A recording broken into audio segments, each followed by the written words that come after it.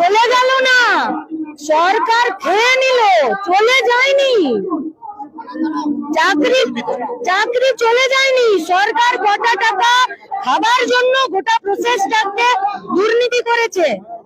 আর তারপরে supreme court result চাইলো, তো এরা মুখ বন্ধ করে আছে।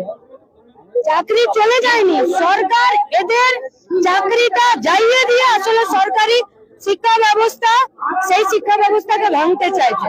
পরিকল্পিত প্রাপ্ত বসু তো বলেছিলেন। হ্যাঁ, অবশ্যই।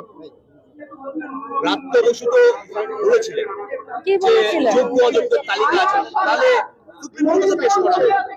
তো সেটা প্রাপ্ত বসুকে জিজ্ঞেস করতে হবে, যেগুলো কেন রেখেছেন, পুরনো খবরের কাগজ কেজি দরে বেচে দেওয়ার জন্য? যদি যোগ্য অযোগ্যের সমস্ত তালিকা আছে, তাহলে তালিকাগুলো পকেটে নিয়ে ঘুরে কেন বেড়াচ্ছেন? পুরনো পেপার যেমন কেজি দরে বেচে দেয় তার জন্য?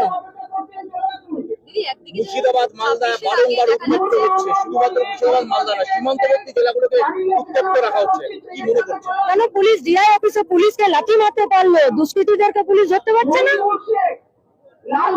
মুর্শিদাবাদে